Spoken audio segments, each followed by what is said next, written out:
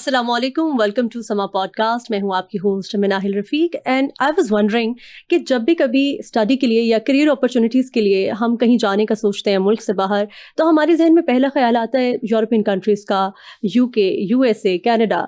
लेकिन कभी हम ये नहीं सोचते कि जो डेवलप कंट्रीज़ हैं उनमें एक बड़ा इंपॉर्टेंट नाम जापान का भी है, और जापान जाने का कोई नहीं सोचता। उनके तरीके इतने अच्छे हैं, उनकी वैल्यूज़ बहुत अच्छी हैं, और हमें पता है कि वो बहुत डेवलप्ड है और ऑलरेडी अहेड ऑफ टाइम चल रहे होते हैं। लेकिन फिर भी हम जापान जाने का नहीं सोचते। जहन में आता है कैसे जाएंगे, क्या करेंगे, क्या प्रोसेस होगा, एक्सेप्टेंस है या नहीं है, जॉब मिलेगी या नहीं मिलेगी। इन्हीं तमाम तर सवालों के ऊपर हमारे पास आज एक गेस्ट मौजूद हैं। हसन भट्ट साहब हमारे साथ मौजूद हैं। आप CEO ऑफ सकूरा हैं और ये हेल्प करते हैं लोगों को, पाकिस्तान से मैन फोर्स को भेजते हैं जापान फॉर वर्क। तो इनसे बात करते हैं। बहुत शुक्रिया आपके वक्त का। कैसे हैं आप? अल्लाह का शुक्र, मैं ठीक हूं। सबसे पहले तो मुझे बताया, आप बता रहे थे आप जापान नेशनल हैं। जी बिल्कुल। तो आप भट्ट भी हैं और जापान नेशनल भी हैं, कैसे? जी, मेरे दोस्त मुझे जापानी भट्ट कहते हैं। एक्चुअली ऐसा ही है, जैसे अभी हम लोगों को लेके जा रहे हैं, ऐसे ही मैं भी गया था एक प्रोसेस के थ्रू, और 5 साल बाद जब एलिजिबल होते हैं तो मैंने अप्लाई किया और मुझे पासपोर्ट मिल गया। That's it. अच्छा, ये बताइएगा कि जो जब हम सोचते हैं कि हमने जापान जाना है, तो उससे पहले तो जहन में आते हैं चले US का वीज़ा मिल जाए, कनाडा का मिल जाए, यूरोप का मिल जाए। तो वहाँ जाना आसान है या जापान जाना आसान है? देखिए, इसमें सबसे पहले तो किस्मत की बात है। मैं तो ये, क्योंकि समटाइम्स मैंने ऐसे दोस्त भी देखे हैं कि जिनके पासपोर्ट पे पहला वीज़ा जापान का लगता है, और ऐसे भी दोस्त देखे हैं जिनके पास कनाडा का 10 साल का वीज़ा है, अमेरिका का भी 10 साल 5 साल का वीज़ा है, और जापान का अप्लाई करते हैं और वो रिफ्यूज़ हो जाता है। तो इसमें जापान की जो है पैटर्न नहीं है इमिग्रेशन का या इवन एम्बेसी का, कोई ख़ास पैटर्न नहीं अभी तक मेरी समझ में नहीं आया। और दूसरा ये है कि अगर आप बाय द लॉ चलते हैं और आपकी प्रोफाइल अच्छी है तो आपके चांस मैक्सिमम होते हैं जापान का वीज़ा लेने के लिए। तो व्हाट इज़ बेटर कि अगर आपने करियर अपॉर्चुनिटी के लिए जाना है या स्टडी के लिए जाना है, तो आप क्या समझते हैं कि US, UK, European countries better हैं या जापान बेटर है?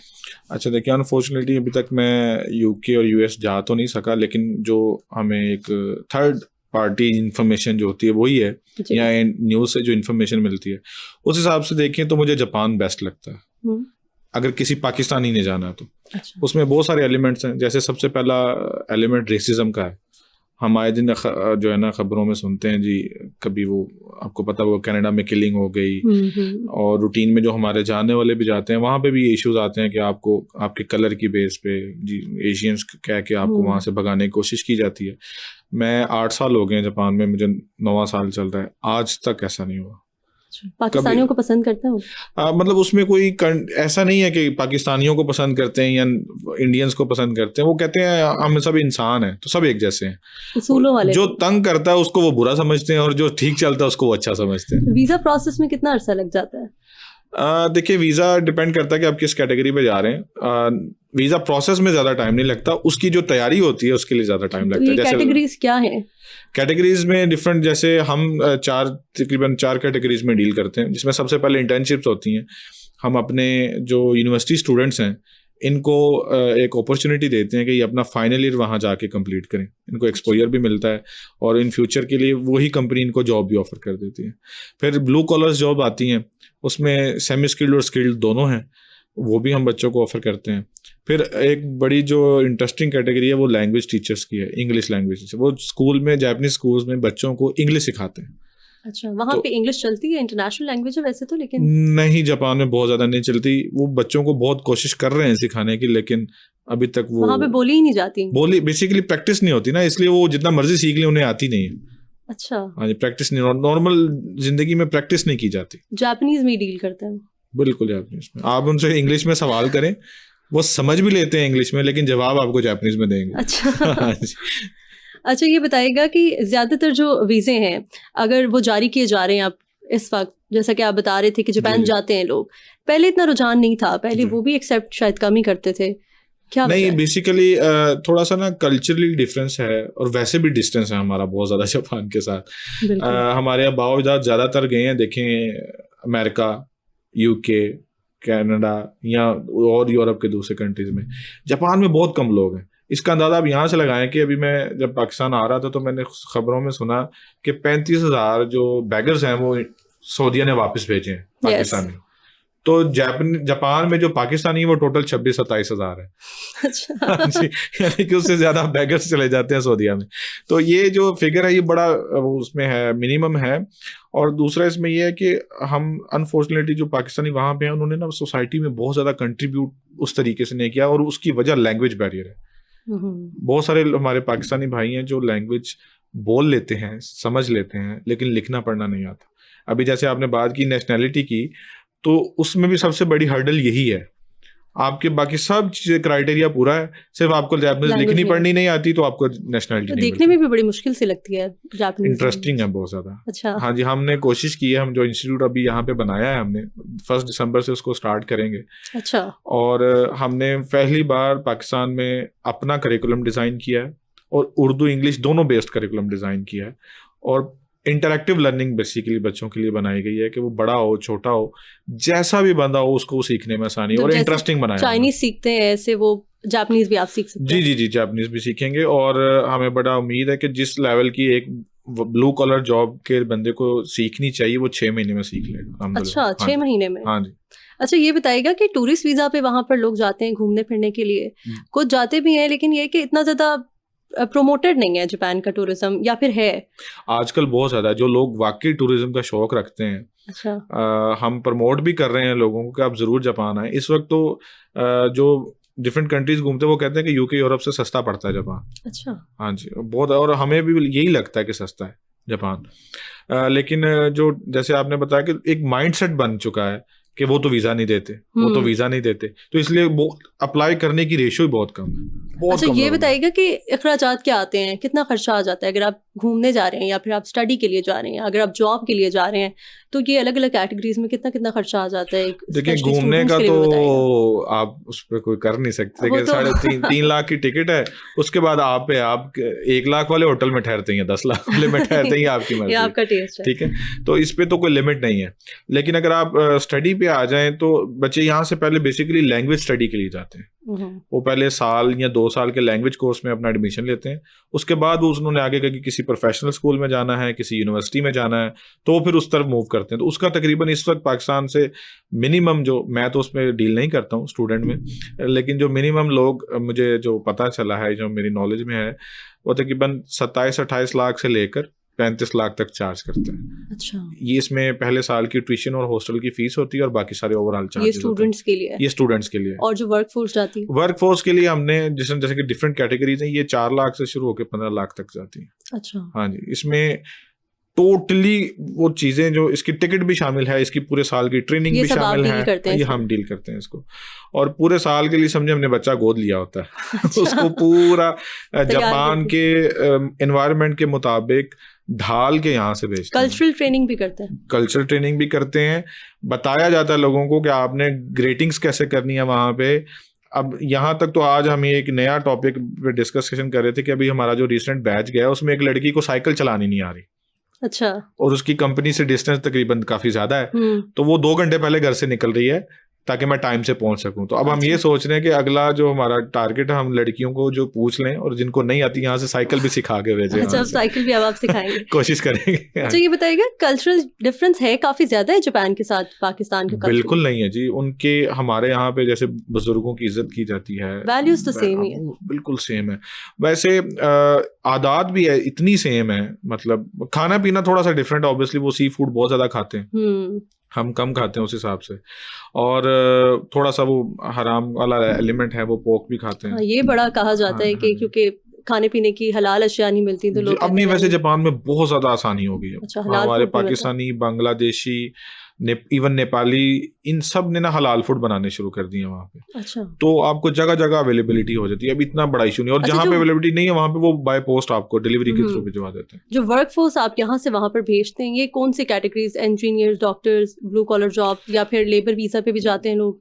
नॉर्मली अभी डॉक्टर्स तो नहीं गए, केयर वर्कर्स जाते हैं, इंजीनियर्स गए हैं, इंजीनियर्स भी गए हैं, और क्वालिटी इंश्योरेंस वाले भी गए हैं, ये कंस्ट्रक्शन सिविल इंजीनियर्स भी गए हैं। अच्छा। हाँ जी, और फैक्ट्री वर्कर्स भी गए हैं। ये अलहमदुलिल्लाह हमारे इस वक्त अभी तक तकरीबन 6-7 बैच बल्कि 8 बैच आ चुके हैं और अभी कल 3 मजीद हमारे वीज़ाज आए हैं। अच्छा। जो जाएंगे कंस्ट्रक्शन में वहाँ पे। हाँ, तो पाकिस्तानी एजुकेशन सिस्टम से जो लोग निकल कर जाते हैं और जॉब्स कर रहे थे पाकिस्तानी एक्सपीरियंस के साथ, वहाँ पे एक्सेप्ट किए जाते हैं या फिर वहाँ के लिए कुछ स्पेशल आपको कोर्सेज करने पड़ते हैं? देखिए कोर्सेज तो नहीं करने पड़ते लेकिन शुरू में मुश्किल होती है। जैसे आज ही मैं बात कर रहा था, मैंने एक जापानीज को मशवरा दिया कि आप हमारा जो ये इंजीनियर आया वैसे वाला ये इसको ऑटोकैड आता है बहुत अच्छे से, तो आप इसको अभी तो आप नॉर्मल इसको वर्क में इस्तेमाल कर रहे हैं, क्यों ना आप इसको उधर शिफ्ट करें।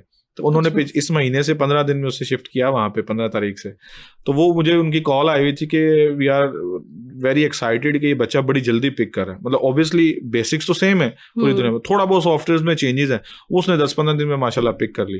तो हमारे पाकिस्तानी में ये क्वालिटी तो है कि अडेप्टेबिलिटी है चीज़ों की, बस करना चाहते हैं या नहीं करना चाहते वो अलग बात है। हाँ जी। अच्छा, जैसा अभी आप ऑटोकैड की बात कर रहे थे, तो मुझे ये बताइएगा, अच्छा अब कहीं हम दूसरे मुल्क जाते हैं, यूरोप, कनाडा, तो उसके लिए आइल्स वगैरह आपको देना होता है, स्कोर आपका एक बेहतर होना चाहिए, आपकी बैंक स्टेटमेंट सही होनी चाहिए, अच्छी होनी चाहिए। तो यहाँ जापान जाने के लिए भी कोई इस तरह के क्राइटेरिया है, बैंक स्टेटमेंट अच्छी हो, इतने पैसे होने चाहिए बैंक में, ये किया होना चाहिए फिर एक्सेप्ट? देखिए स्टूडेंट के लिए तो बैंक स्टेटमेंट जरूरी है क्योंकि आपने फीसेस पे करनी होती हैं। वर्क के लिए आपको वो किसी भी किस्म का है उसके लिए बैंक स्टेटमेंट की जरूरत नहीं है क्योंकि आप ऑलरेडी वहां पे कमाने जा रहे हैं ना। तो सिर्फ कंपनीज वाले ये कहते हैं कि आपकी पहली सैलरी आने में 1 से 1.5 महीना लग जाता है, तो बस इतने के अपने अखराजात जो है वो साथ लेके हैं, उसके अलावा नहीं, आपकी किसी बैंक स्टेटमेंट की जरूरत नहीं है। स्किल्स की अगर बात की जाए तो सबसे पहले वहां आती है लैंग्वेज स्किल, जो जापान में जाने के लिए जरूरी है। इसके बगैर तो आप ये पहला स्टेप है और अगर ये कोई नहीं कर पाता तो उसका आखिरी भी यही है। हाँ जी, ये आप आगे नहीं जा सकते। इसलिए मैं पिछले 2 साल से कोशिश कर रहा था कि यहाँ पे किसी स्कूल के साथ कोलैबोरेशन की जाए और ये वाला जो है मैं प्रोग्राम इसको लैंग्वेज का मैं अपने सरदर्द ना लूँ, ये बच्चे सीख लें, मैं सिर्फ प्लेसमेंट का जो है ना वो काम करूँ। लेकिन अनफॉर्चुनेटली वो मेरे मयार पे कोई बच्चा तैयार नहीं कर पाए, तो मुझे मजबूरी में फिर अब ये इंस्टीट्यूट बनाना पड़ा। अच्छा, एक इंग्लिश लैंग्वेज सीखने में ही बड़ा अरसा लग जाता है स्टूडेंट्स को पाकिस्तान में। जो करिकुलम हमारा चल रहा है उसका हिसाब किताब देखें, आप समझते हैं कि चाइनीज जापानीज भी ऐड हो जाएगी, तो ये करना चाहिए या नहीं? बिल्कुल करना चाहिए। देखें, एक तो डाइवर्सिटी होनी चाहिए इंसान में, और जापानीज इन सेंस बड़ी आसान लगती है। उसकी वजूहात मैं बताता हूँ 1-2। सबसे पहली कि जो जापानीज के साउंड्स हैं वो सारे के सारे उर्दू में फॉल करते हैं।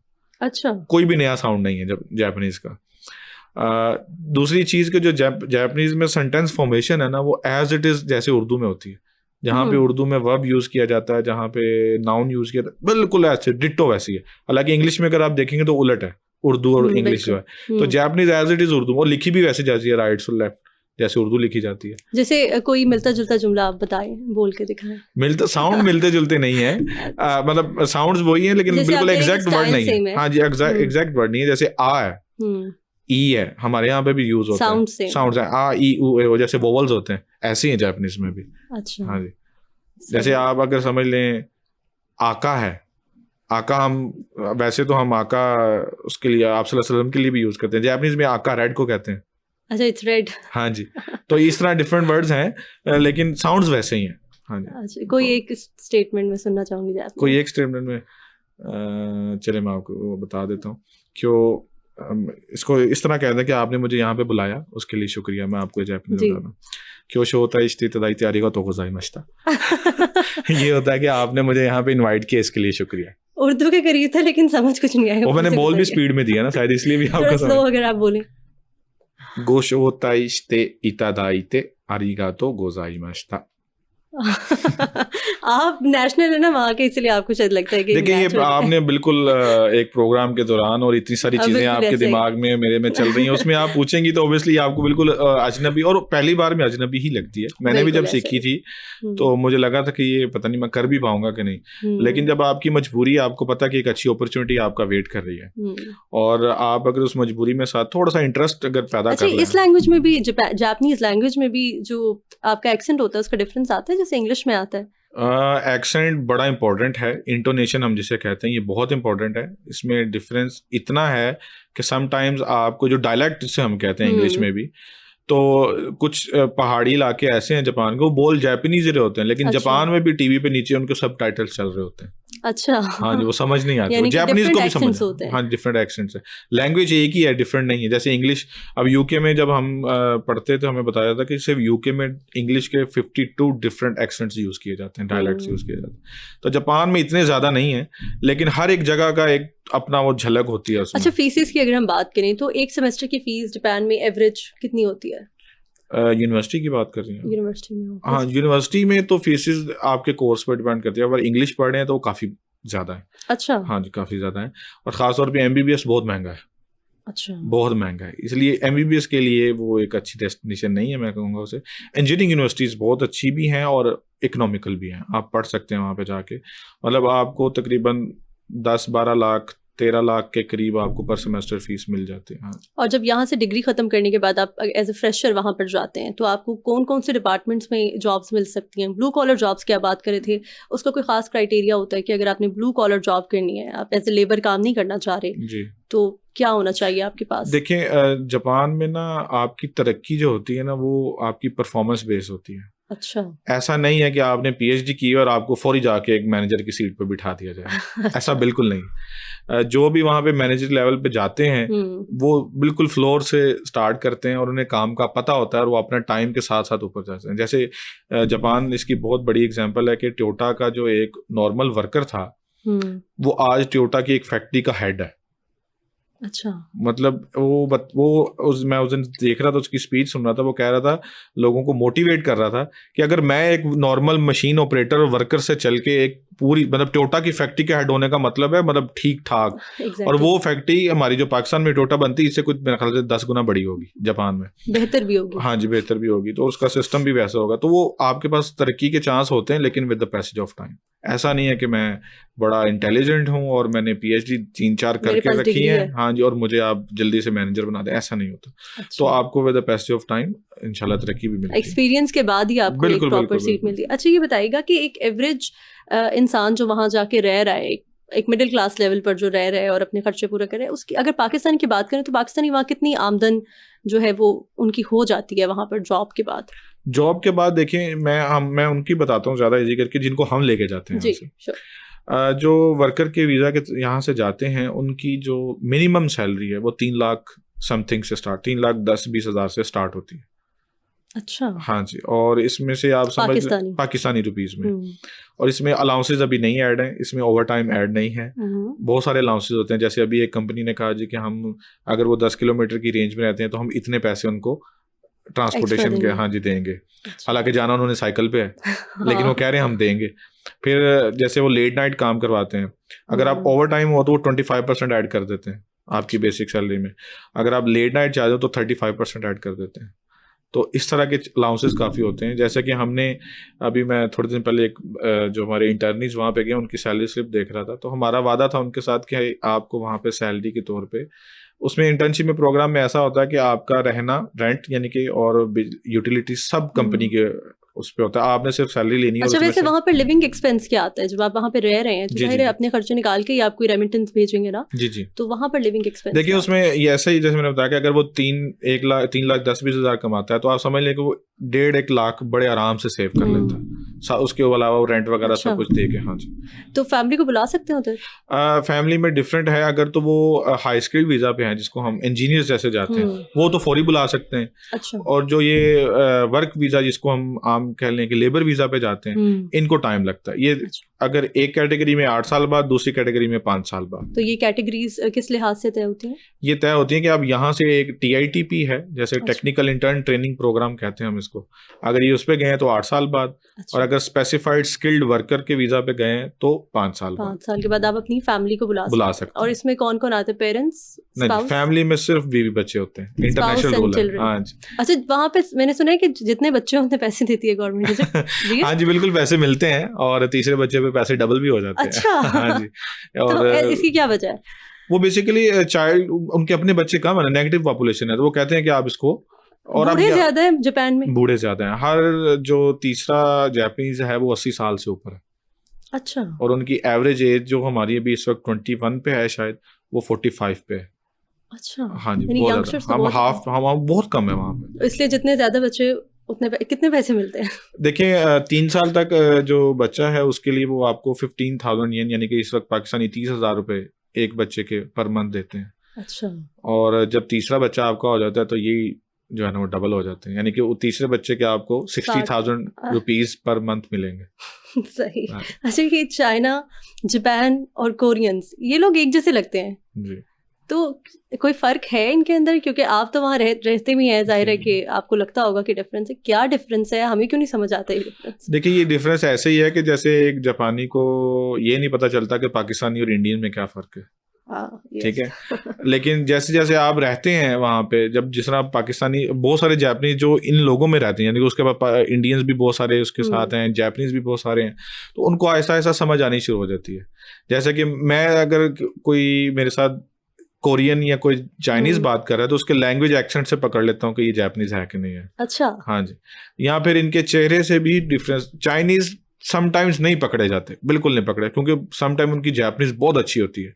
अच्छा, तो और पता वो नहीं लगता कि पता नहीं चलता, और कुछ उनके ज़्यादा जैसे आप कह रहे हैं कुछ चेहरे भी मिलते जुलते हैं, समटाइम्स नहीं पता चलता, लेकिन मोस्ट ऑफ द टाइम मुझे पता चल जाता है कि चाइनीज कौन सा है, कोरियन कौन सा है और जापानीज कौन है। आप भी एक्सपीरियंस हो गए हमारे। हाँ जी। देखिए वो आप जिस माशरे में रहते हैं वो आदात से बड़ा पता चलता है। अच्छा। आपको किसने कैसे ग्रीटिंग्स की हैं। तरक्की का राज क्या है जापान की? डिसिप्लिन। पहली बात, टाइम की पाबंदी, वादे की जो है पाबंदी, डिसिप्लिन जो है ये उनको बहुत आगे लेके जाता है। इखलाकी तौर पे वो हमसे 1000 गुना ऊपर। टेक्नोलॉजी में भी वो बहुत आगे हैं। वो तो ऑब्वियसली वो तो पूरी दुनिया जानती है। हाँ जी, वो उसका तो कोई लेवल ही नहीं है। कुछ वीडियोस आती हैं जापान की जहाँ पे लिखा होता है Japan is way ahead of time. बिल्कुल ऐसे और उसके अंदर कुछ पता नहीं कोई नूडल बन रहा है या कुछ बन रहा है, लेकिन उनके वो तरीके भी डिफरेंट है। बिल्कुल ऐसे ही है। जैसा कि आप ये देखें कि अभी लास्ट में बड़ी छोटी सी बात है, हम उस दिन डिस्कस कर रहे थे कि जापान में एक अंडा आपको मिलता है बॉयल हुआ हुआ, जो टूटा भी नहीं होता और उसके अंदर वो नमकीन होता है। अच्छा। ये टेक्निक है उनकी। जापान इस दौर में शामिल नहीं है कि उसने अपने आप को सुपर पावर में माने जैसे कि चाइना है, तो इसकी क्या वजह है? अपने ऊपर ध्यान दे रहे हैं सिर्फ। देखिए सुपर पावर और ये सारी चीजें होती हैं कि आपके पास वर्क फोर्स कितना है। ठीक है। जब जापान के पास वर्क फोर्स था तो Japan was the second largest economy. इतना सा मुल्क है, इतना सा, चाइना और अमेरिका के मुकाबले में उनका 10वां क्या मेरे ख्याल से को 20वां 30वां हिस्सा है, यानी पाकिस्तान से भी वो 3 गुना छोटा है। अच्छा। पाकिस्तान का तीसरा हिस्सा कर ले तो उतना है जापान। तो उसके बावजूद वो सेकंड लार्जेस्ट इकोनॉमी था। तो सिर्फ ये था कि जो इस वक्त 60-70s के लोग हैं इन्होंने मेहनत की थी, अभी उनके पास मेहनत करने के लिए जापानी नहीं है इसलिए वो अभी तक उस चीज में सोच वर्क फोर्सेस बुला रहे हैं। इसलिए तो देखिए पूरी दुनिया से वो कह रहे हैं कि आप लोग लेके आए, हमें जरूरत है। जी।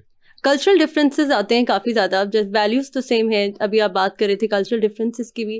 पाकिस्तानी इजीली वहाँ एडजस्ट हो जाते हैं, पसंद करते हैं वहाँ पे पाकिस्तानियों को जापानीज। जी बेसिकली ना वो तंग नहीं करते आपको। लेट सपोज अगर आप वहाँ पे हैं, जिस तरह हम नमाज पढ़ना चाहते हैं, बिल्कुल उल्टा हम तंग करते हैं उन्हें। अच्छा। हाँ जी, हम ये इस तरह तंग करते हैं कि जैसे हम जुमा पढ़ने जाते हैं तो पार्किंग थोड़ी होती है हमारे पास, तो हमने रोड के ऊपर गाड़ियां खड़ी की होती है। वो हर जुमे में पुलिस आती है, वो आप मना करती है कि प्लीज ना खड़े किया करें। हाँ, ना खड़ा किया करें। अभी बहुत थोड़े हैं वहां पर। हाँ जी, तो हाँ हर जुमे हम कहते हैं ठीक है, नहीं कल अगले जुमे नहीं करेंगे, फिर खड़ी की होती है। तो वो सिर्फ ये कहते हैं कि आप आए, आपके लिए भी मुल्क उतना ही है जितना हमारे लिए है, आप आए, रहें, काम करें, कमाएं, कोई इशू नहीं है, लेकिन हमारे सिस्टम को डिस्टर्ब ना करें। उसे लॉ एंड ऑर्डर के हवाले से कुछ बताएं, मतलब वहाँ पे क्या सिस्टम है और क्राइम रेट वगैरह है जापान में? जीरो तो देखें कहीं पे भी नहीं है, लेकिन मिनिमम लेवल पे है। अच्छा। हाँ जी, बहुत मिनिमम लेवल पे है। और इस तरह भी है कि बहुत ज़्यादा, मतलब हमें इतनी सिक्योरिटी होती है कि पिछले 8 साल में मैंने आज तक अपना घर का दरवाज़ा लॉक नहीं किया। अच्छा, स्पोर्ट्स में जापानीज का नाम नहीं सुना कभी कि जापान स्पोर्ट्स खेलता भी है कि नहीं, ये भी I am not clear about it. बहुत सारी तो गाड़ियों में वो बहुत आगे हैं, वो तो उनकी पूरी दुनिया में चल रही है, लेकिन स्पोर्ट्स में नहीं नजर आती। देखिए गाड़ियां यहाँ पे चलती हैं इसलिए आपको पता है। yes, अगर जापान की टीम अगर क्रिकेट में होती तो आपको जरूर पता था, क्योंकि हमारे यहाँ पे क्रिकेट ही रह गई और तो कुछ है नहीं। ठीक है। बेसबॉल खेलते हैं वो। जापान बेसबॉल बहुत खेलता है, जापान फुटबॉल बहुत खेलता है। जापान में आप अगर एथलीट्स में चले जाएं तो बहुत सारी चीज़ें, ओलंपिक में इतने गोल्ड मेडल लेता है जापान। तो आप बस एक्चुअल में इशू ये है कि हम सिर्फ क्रिकेट की हद तक रह गए। तो इसलिए हमें वो कुछ स्पोर्ट्स का इतना अंदाजा नहीं है। बहुत जिस तरह अब वैसे तो जापान को देखें बहुत सारे लोग स्पोर्ट्स की वजह से जानते हैं, सुमो रेसलर्स जो सुमो रेसलर्स हाँ जी, तो आप कैसे कह सकते हैं कि जापान स्पोर्ट्स बहुत सारी चीजें हैं। अच्छा, कपड़ों की अगर बात करें तो एक खास लिबास खवातीन का देखा जाता है। अगर हम पुरानी भी अगर उनकी वीडियोस देखें, इवन एनिमीज बहुत ज्यादा फेमस हैं जापान की, तो उसके अंदर भी एक खास कल्चर नजर आता है। आम रूटीन में भी उसी तरह के कपड़े पहनती हैं वो, मेलों पे पहनती हैं, किसी इवेंट पे पहनती हैं। अच्छा। उसको किमोनो कहते हैं बेसिकली वो, और बड़े महंगे महंगे पहनती हैं। अच्छा। मतलब आपको एक वो किमोनो 1 मिलियन 2 मिलियन 3 मिलियन तक भी मिलेगा। वो हैंड प्रिंटेड होते हैं, वो हैंड क्राफ्टेड वो होते हैं, बड़े प्यारे और बड़े खूबसूरत उनके प्रिंट होते हैं। अच्छा। वो बड़े महंगे होते हैं। हाँ जी, तो वो अपने इवेंट्स पे पहनते हैं, छोटे छोटे मेलों पे पहनते हैं। अच्छा। हाँ जी, काफी। मेरी जो छोटी बेटी अभी 2 साल की है, लेकिन उसको भी मैंने पहनाया था। अच्छा, एंड में क्या मैसेज आप देंगे वो लोग जो देख रहे हैं, जो मुल्क से बाहर जाना चाहते हैं, उनको समझ नहीं आ रहा कहाँ जाएं? कुछ पाकिस्तानियों के लिए कुछ मुश्किलात भी हो गई हैं, थोड़ी सी पाबंदियां भी कहीं कहीं बढ़ चुकी हैं। जैसे यूएई भी पहले वीज़ा नहीं दे रहा था, अब तो खैर खुल गए हैं। तो ऐसे लोगों को आप क्या मैसेज देंगे? अगर उन्होंने जापान जाना है, उनको क्या ट्रेनिंग पहले लेनी चाहिए? और लैंग्वेज के अलावा पाकिस्तान में वो क्या क्या सीख के वहाँ जा सकते हैं कि वो अच्छा रोजगार कमा सकें? देखें, अगेन समटाइम्स लोग बोर हो जाते हैं। मैं ये कहता हूँ कि language is the major part. इसके बाद फिर आपकी जो चीजें हैं, स्किल्स, उसके बाद आती हैं। वैल्यूज भी तो है, वो तो हम सिखाएंगे। वो अगर हमारे पास आ जाए, हम सारा कुछ सिखा देंगे। हमने कोशिश की है, जिस तरह ड्राइवर्स हैं, हम उनको यहाँ पे ड्राइवर्स की ट्रेनिंग भी देना चाह रहे हैं, ठीक है, बल्कि कोशिश कर रहे हैं कि एज सुन एज पॉसिबल। यहाँ पे आपके इंस्टीट्यूट का नाम क्या है? हमारे इंस्टीट्यूट का नाम साकुरा जापानीज लैंग्वेज स्कूल के नाम से है। नाम भी आपने इतना मुश्किल रखा है। देखिए, साकुरा इसलिए है कि मेरा जापान में भी एक हॉस्टल की चेन है जो साकुरा के नाम से चलती है, और साकुरा जापान का जो है वो कौमी फूल भी है। अच्छा। वो जो आप देखते हैं ना, चेरी ब्लॉसम, यस, बेसिकली उसको साकुरा कहते हैं। अच्छा। तो वो उस नाम से फिर मैंने इसको रखा था।